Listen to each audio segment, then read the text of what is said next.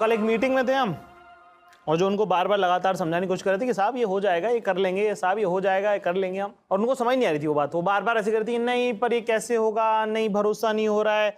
अब क्या ये अपने पे भरोसा दिलवाना थोड़ा सा मुश्किल है। ये भी कहना कि अरे हमें सब पता है, बीच में मत बोलो, हम कर लेंगे खुद से, ये भी थोड़ा अग्रेसिव लगता है, थोड़ा सा जबान के तौर पे, बातचीत में, है ना, इंसानी तौर पे थोड़ा सा हमें बदतमीजी लगता है कि इस तरह से कहना। कुछ हमारे जिस तरह के संस्कार हैं, परवरिश हमारी है, उसमें भी ये हमें ठीक नहीं लगता कि इस तरह से बदतमीजी से किसी से बात करें। पर हमको कहना तो ये था कि अरे तुम बीच में मत बोलो, हम कर लेंगे खुद। तो हमने कहा कि यार आपको मैं कैसे समझाऊं ये बात। मुझे राहत साहब का एक शेर याद आता है कि सारी बस्ती अपनी है, ये भी तो एक फनकारी है, वरना बदन को छोड़कर अपना जो कुछ है सरकारी है।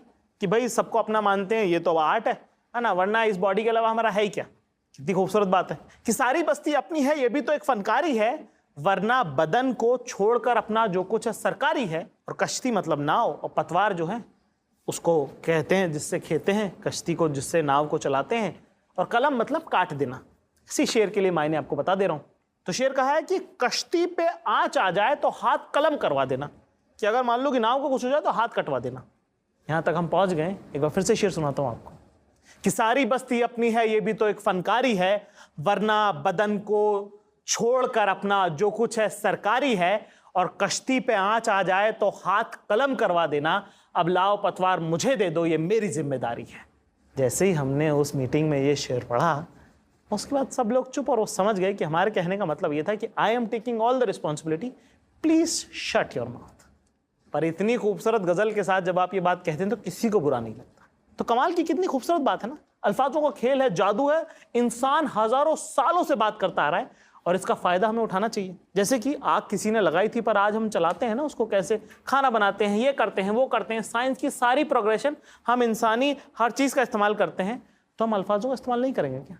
आपके दिल में जो बात है, जो आप कहना चाहते हैं, आप अपने किस्से से जो बात कन्वे करने की कोशिश कर रहे हैं, वो कहीं और पहले ही कहीं कोई कह चुका है यार। तो उसी बात को किसी और की जबान में अगर आप कहेंगे तो कितना आसान नहीं हो जाएगा, छोटा नहीं हो जाएगा। क्योंकि अब क्या होता है, अब जब हम जो किस्से सुनाते हैं, जो हमारी पसंद के किस्से हैं, जिनके अंदर शायद आप ही हीरो हैं, पिछले अगर होमवर्क को अगर आपने ठीक से किया है तो अब आप अपनी सारी कहानियों में हीरो हैं। तो अगर आप ही उस किस्से में हीरो हैं तो कई बार क्या होता है कि वो लंबा बड़ा हो जाता है। क्योंकि पहले तो कहानी बड़ी थी, उसके अंदर फिर आपने खुद को जोड़ दिया, फिर जब आपने खुद को जोड़ा तो उसके अंदर आने लगे आपके नजरिए, आपकी नई नई बातें, आप क्या महसूस कर रहे थे, आप क्या सोच रहे थे, वो सब जुड़ गया उसके अंदर। तो जब ये सब जुड़ने लगा तो कहानी की लेंथ बड़ी हो गई, और अब आपको लगने लगता है कि यार कहीं लोग बोर तो नहीं हो रहे, छोड़ के जाने लग रहे। और क्या, ये अटेंशन लोगों का बड़ा कम है। खट से जहां आप थोड़े कच्चे पड़े, वो अपना फ़ोन चेक करने लगेंगे। तो उसके लिए ज़रूरी ये है कि जो इंसानी इतिहास है उसका इस्तेमाल किया जाए। इसको बोलते हैं इकोनॉमी ऑफ वर्ड्स। कम से कम अल्फाजों में अपनी बात उतनी ही वजनदारी से कहना। कम शब्दों में जब भारी कहानी सुनाएंगे तो उसका इम्पैक्ट भी ज्यादा होता है कि यार 2 मिनट में ले, 2 मिनट में ऐसी कहानी सुनाई कि हमारा तो दिल रह गया, हमारा तो मन ही नहीं किया जाने का। और आपको याद रखते हैं लोग कि अरे यार वो मिला था यार, वो बड़े जबरदस्त किस्से सुनाता है। क्योंकि हर बार तो आपको महफिल नहीं मिलेगी ना जो जमी हुई है, बैठी हुई है, कहीं खड़े खड़े होकर बात कर रहे हैं, कहीं बस स्टॉप पे बात कर रहे होगे, किसी की बस आ जाएगी तो आपका किस्सा तो अधूरा रह जाएगा अगर लंबा हुआ तो। इन सब शर्मिंदगियों से बचने का तरीका यही है। और अब हम आते हैं अगले पड़ाव पे। अब आपको सीखना क्या है, करना कैसे। सबसे पहली चीज तो पढ़ना है दोस्त, बहुत सारा। अब हम वहां आ गए जहां पे हम स्टोरी टेलर बनने की कोशिश नहीं कर रहे हैं, यहां पे हम बेहतर स्टोरी टेलर बनने की कोशिश कर रहे हैं, बेहतरीन किस्सा गो, दास्तान गो बनने की कोशिश कर रहे हैं। उसके लिए अब फिर से हम जाएंगे वैद्य सर के पास, जिन्होंने कहा था कि देखो अगर पढ़ाना है तो पढ़ना तो पड़ेगा। किसी भी टीचर के लिए सर, उसको अगर अपने आप को अच्छा प्रूव करना है तो सबसे बढ़िया तरीका है कि वो खूब स्टडी करे, अच्छा रीडिंग करे, और काफ़ी वैरायटीज ऑफ बुक पढ़े, हाँ, सब्जेक्ट से रिलेटेड। हाँ।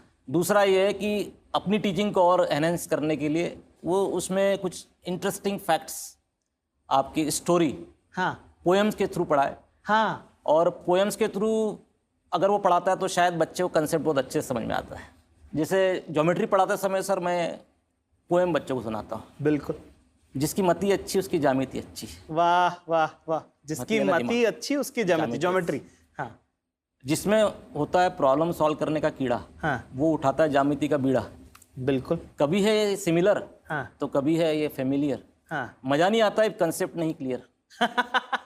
इफ कंसेप्ट नहीं clear then everything is clearly clear. हाँ इसमें जो करता है right construction with proper instruction, उसका कभी नहीं होता है डिस्ट्रक्शन। वाह तो ये सर क्या है, थोड़ा आप बैठेंगे, पढ़ेंगे, कनेक्ट करेंगे चीज़ों को, तो कहीं ना कहीं क्या है सर, इंटरेस्टिंग बनता है। तो पोएम्स, कहानियाँ, ये अगर ऐड की जाए अपनी टीचिंग में तो बड़ा मज़ा आता है साहब। यानी never, teacher will never feel tired in the class.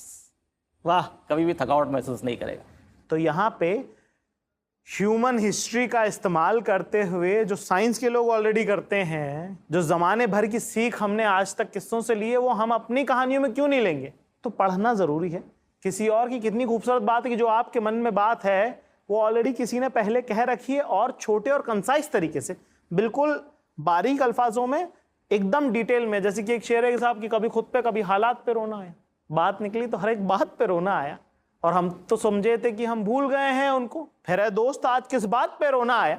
अभी देखिए कितनी छोटी सी बात है कि सब लोग रो रहे हैं यार, देखो सबको तो रोना आता ही है फलाना ढिमका, पर इसी में अगर आपने पोइट्री जोड़ दी तो आपकी जो कहानी है वो और वजनदार लगने लगेगी। आपको ऐसा लगेगा यार ये आदमी बड़ा पढ़ा लिखा है, चाहे आपको गिनती के 4 ही शेर आते हों, पर जब आप उनको सही मौके सही जगह पर सुनाएंगे तो उसका जादू अलग होता है।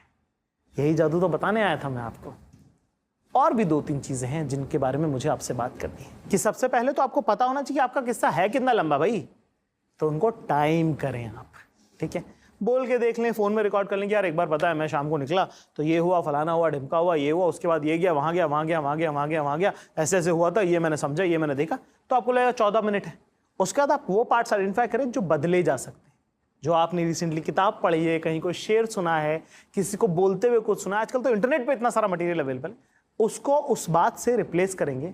हो सकता है कई बार कहानी बड़ी भी हो जाए, पर अगर इम्पैक्टफुल है तो उसको रख लीजिए। पर मैं सलाह ये दूंगा कि ऐसे चीज बदलें जहां पे आपकी कहानी झूल रही, जहां लोगों का इंटरेस्ट कम हो रहा है, वो हटा के वहां पे कुछ इंटरेस्टिंग फैक्ट डाल दें, वहां पे कोई ऐसी बात, ऐसा कोई शेर, ऐसा कोई अल्फाज, कोई कहावत ऐड कर दें जिससे उसका वजन बढ़ जाए, ठीक है। तो ये अपने को करना है और बाकी सारी चीजें एक साथ करनी, तभी तो अपन बनेंगे एक बेहतर स्टोरी टेलर।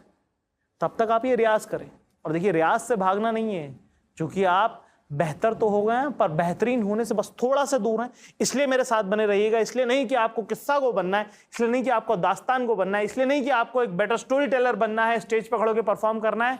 हर वो शख्स जिसने आपके साथ गलत किया है उसको जवाब देना है, बोलना है, चुप नहीं रहना है।